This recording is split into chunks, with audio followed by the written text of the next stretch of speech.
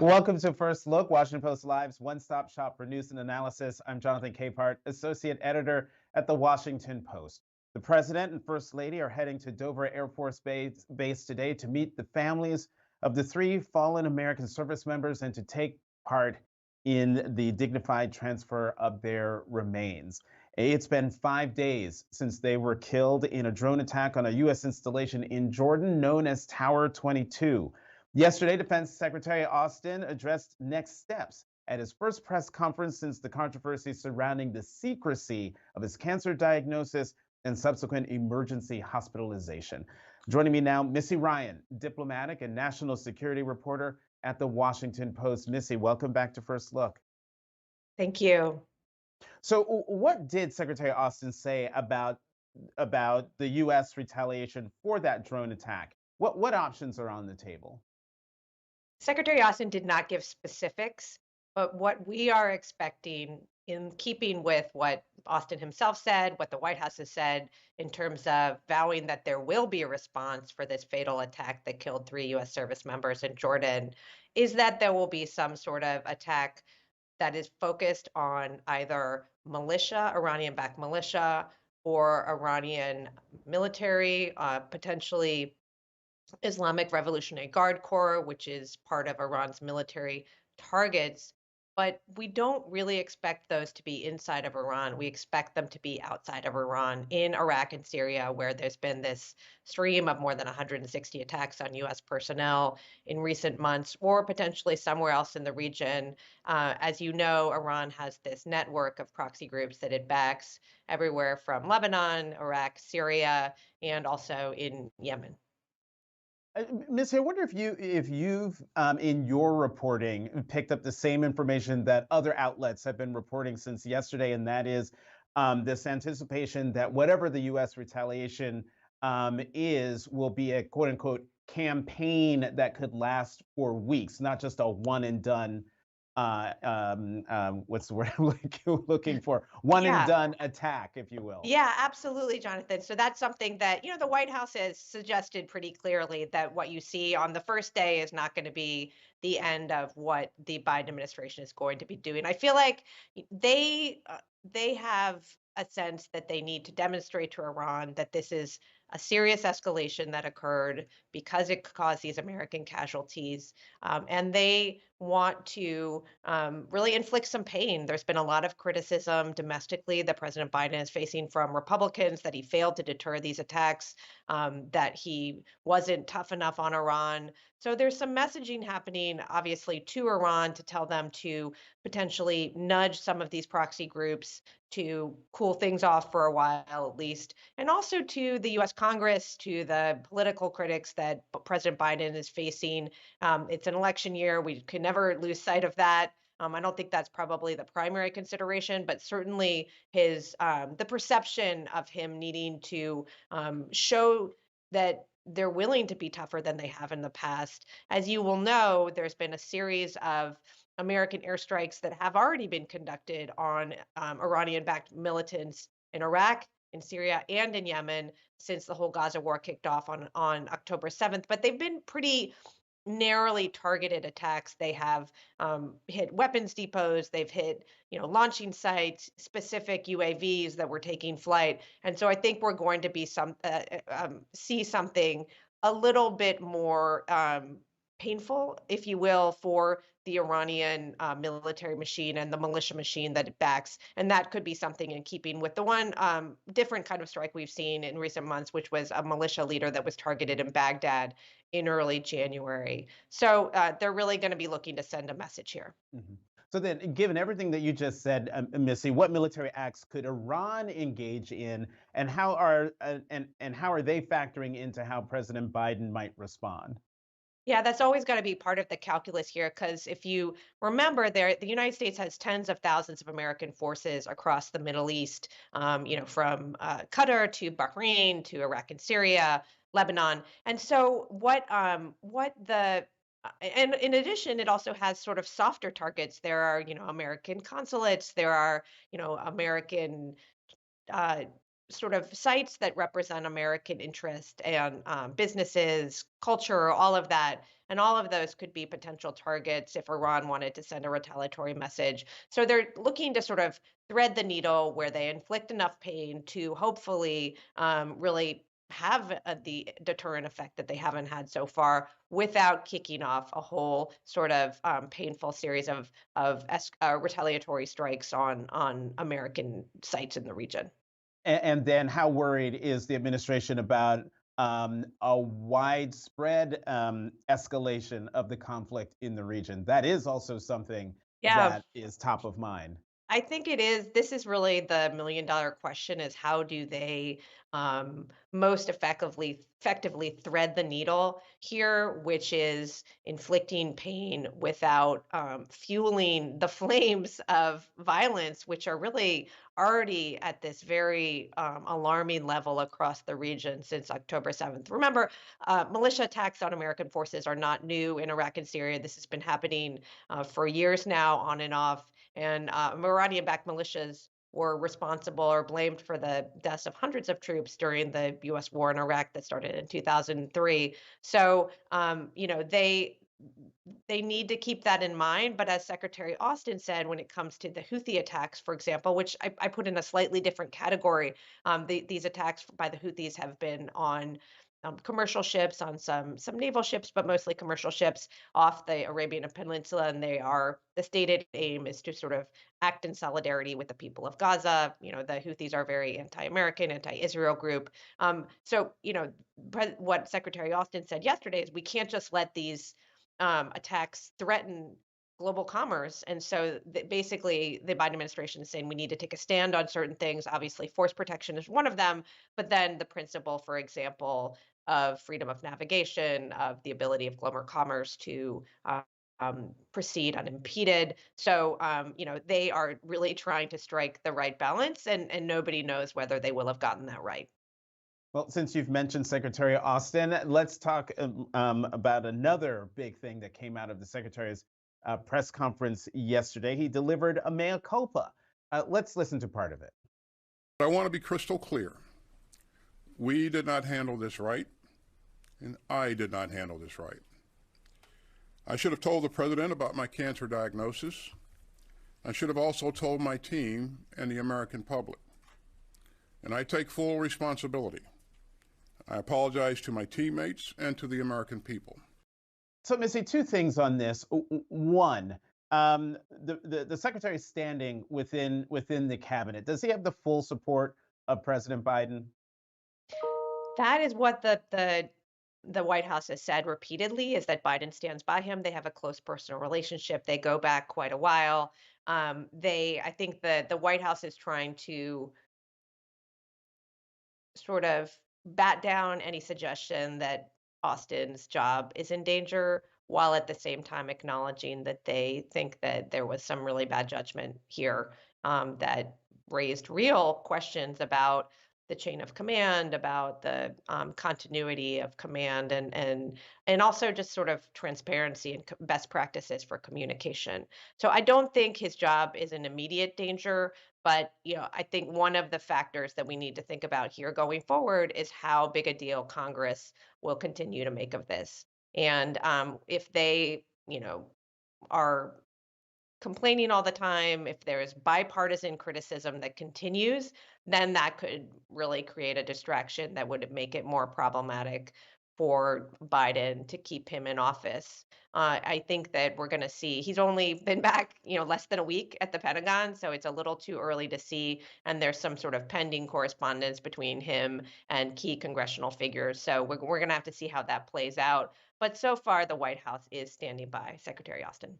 Well, speaking of those key congressional figures, the secretary has been asked by House Armed Services Committee Chairman Mike Rogers to testify about the secrecy surrounding his hospital stay. Yesterday, you asked Secretary Austin if he would testify. He didn't directly say he would. How likely is it that he will? Yeah, he definitely did not give a direct answer there, and he declined to say that he would comply with this request, which, it notably is coming from the chairman of the House Armed Services Committee, which is one of two oversight committees for the Pentagon for Secretary Austin. So I think what the Pentagon is trying to do right now is sort of suss out how they can satisfy these demands from Congress without necessarily subjecting him to what could be a really difficult public testimony. I mean, I think that it would not be a good look for him to have to answer questions about his health and about the sort of breakdown in communication that he has acknowledged has occurred. The Pentagon has cited some concerns about the sensitivity of details of their chain of command and the classifications of some elements of that. So they may push for some sort of closed hearing rather than an open hearing. But clearly, that would also suit them from a political perspective, because part of what they're trying to avoid here is, continuing the story in the news, which does not look good for Secretary Austin. Missy Ryan, Washington Post diplomatic and national security correspondent or reporter. Thank you very Thank much you. for coming back to First Look. Have a good weekend. Thank you. Time for the Opinions Roundtable. So let's go to the opinion side of the Washington Post, where we will find Washington Post associate editor and columnist Eugene Robinson and Washington Post columnist George Will. I got the order right. You're stacked on top of each other. Gene and George, welcome back to First Look. Glad to be with you. Thanks so much, Jonathan. So the January jobs numbers just came out about within the last half hour. 300, wait, I wrote them down, and I was going to ask about this later, but I'm going to ask about it now. 353,000 jobs created, unemployment rate remaining at 3.7%. 2 straight years of the unemployment rate being under 4%. And this comes after a report last week showing that the last quarter growth of 2023, the economy grew by 3.3%. Gentlemen, has the hoped for soft landing been achieved? Gene, you go first. Well, I think at this point, it certainly looks like a soft landing. I don't know if we're landing at all. It seems to still be flying. These are incredible numbers. The December number got revised. The previous month's number got revised up as well. So this is a very strong, very healthy economy. One wonders how the Fed is going to take these numbers and whether this will cause the Fed to keep interest rates at the current level, perhaps a bit longer. We'll have to see. But this is great news for people who live in this country. Wages are rising fast, faster than inflation, and inflation is down, and everybody's got a job. George, do you share Gene's unbridled optimism? My cheerfulness is even less bridled than his. He missed the memo that says the phrase "good news" is an oxymoron. We don't report the planes that land safely and all that. This is just wonderful. The fact is that it's hard to stop the American people from creating wealth if you just get out of their way. And they're doing a wonderful job. It's not hard to understand why the southern border is in crisis, because people are dying, literally dying to get in here and go to work. And by the way, we need them because there are more job vacancies than there are unemployed workers right now. But the country is in such a dyspeptic mood that it's immune to good news. It's phenomenal. This is a nation that ought to go back and reread Steinbeck's The Grapes of Wrath. They ought to take a good look at some of Dorothea Lange's photographs of migrant workers and others during the Depression to get a sense of just how good life is in America right now. If Joe Biden is beside himself with his inability to convince people that the economy is doing pretty well, I sympathize with him. So let's talk.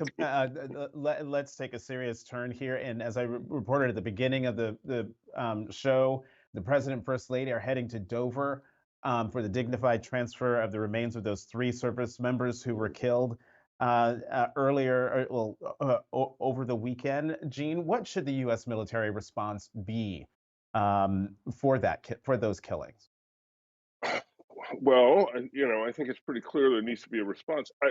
And so the response will be pretty much what Missy said it will be. I think it'll be stronger than what we've done so far.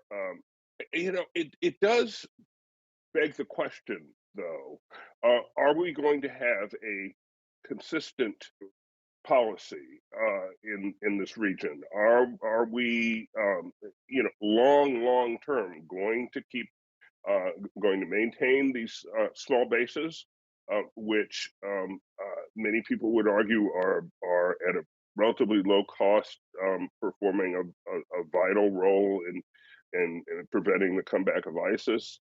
And are we going to sustain that from administration to administration, from Congress to Congress? And I think that's an open question, as there seems to be a kind of questioning of our foreign commitments. And so that's kind of what I'm worrying about. How long are we in this for? And George, Secretary of State Blinken said this week that the Middle East is at its most dangerous point in 50 years. You agree with him? I do agree. Oh, looks like George is frozen. Well, we'll try to get George back. Gene, what do you think? Is the secretary right? I think, I'm just not sure. We've seen a lot of dangerous points in the last 50 years, and if he is right, then I would love to hear an articulation of how we think things are going to get better. Do we think that this sort of grand bargain that the administration is trying to arrange with the Saudis and with Israel agreeing to a Palestinian state, and relations between those the Saudis and Israel, and reshaping the Middle East that way, is that really a viable option given the political situation in Israel right now, given the Saudi point of view? Is that really going to happen? And if it does happen, what sort of impact is it really going to have? It is a mess, and I wish a lot of things. I wish we had not pulled out of the Iran nuclear deal. I wish we had a channel to speak with the Iranians, not to make concessions to them, but to sort of understand each other's positions better. And I wish I wish there were a ceasefire in Gaza at this point. I think all these things would help this really volatile situation. I don't know in what direction it could go, but most of the possibilities are really bad. I want to tell everyone we're still trying to get George Will back. As you saw, his screen froze. So as soon as we get him back, we will pull him up on the screen. But Gene, Secretary Austin gave his first press conference since his cancer diagnosis and the secrecy around his emergency hospitalization. Will his mea culpa to the American people be enough, or will he have to testify before Chairman Rogers' committee? I think it's hard for the Secretary of Defense not to be responsive to the oversight committees in the House and the Senate, if they chose to call him up there. I think he does. Obviously, he doesn't want to have to do that, and I think his relationship with Mike Rogers has been pretty good, and so maybe they can work something out. I think the argument, and I think Rogers would understand this argument for President Biden's decision to stick with Secretary Austin, despite what was a serious lapse. I mean, it was a breach in the chain of command. And if the president doesn't know where the Secretary of Defense is, certainly doesn't know that he's in the ICU. What would have happened if there were a crisis, if U.S. troops needed to be deployed, and you look for the Secretary of Defense, and that's a bad situation. In the end, however, precisely because of everything we've been talking about, we haven't really talked about Ukraine yet. There's a huge war going on in Ukraine. The Middle East is on fire. There's this there are all these moving pieces. Secretary Austin knows these conflicts, knows the players involved in all these conflicts, and I would be really reluctant, and I think Mike Rogers will understand this. I would be really reluctant to change horses in the middle of the street. This is not the time when you want to have an acting Secretary of Defense. I'm not sure a permanent Secretary of Defense could be confirmed Right. in an election year. I kind of doubt it. So President Biden is right to stick with Secretary Austin, and I think Secretary Austin maybe can work something out with Mike Rogers. As you can see, we have George Will back. And so, George, I'm going to use your return as an opportunity to switch gears and talk about the 2024 race for the Republican presidential nomination. You wrote a column this week where you described Republican presidential candidate Nikki Haley as, quote, the last candle fending off darkness. Elaborate. Well, I think it's important to understand that Nikki Haley is, as she likes to say, a street fighter in heels. She's a happy warrior, and she's having tremendous fun needling Donald Trump. He's easy to needle, particularly if you have, as Nikki Haley has, 2 X chromosomes. The idea of this impertinent woman who refuses to curtsy and slink out of the room because he thinks he's won this. He's probably going to win, but probabilities are only probabilities. And Nikki Haley became governor starting at 3% in the polls, and in about 3 weeks, just the amount of time left in the South Carolina primary, she shot to the top of the heap, defeating 2 senior leaders in South Carolina Republican politics. So I think it's a little too early to count her out. And while she's doing it, enjoy the spectacle, because it really is great fun. As she tries, it makes really no secret about this, she tries to make him lose his composure. Right. When he does, right. It'll be Vesuvian and great fun. Yes, Vesuvian is the word. And I want to get you on one more thing, George, because you write that the Haley campaign, quote, is wagering that Trump cannot keep his composure for 4 weeks, assuming he can, because we all know he can. What do they expect to happen?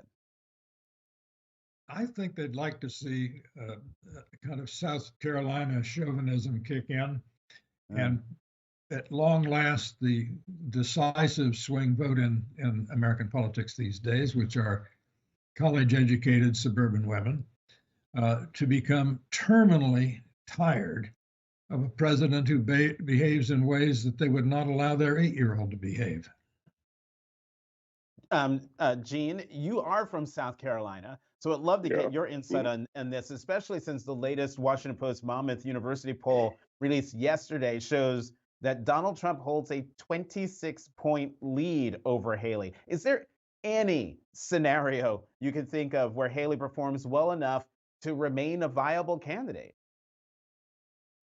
I kind of agree with George. Now, I'm going down to South Carolina later today, and I'll be down there for a few days, so maybe I'll have more insight when I get back. I hope I will. But I don't discount the possibility. I actually think she'll do a lot better than that poll suggests she will do. I think she will come closer to Trump than that, certainly.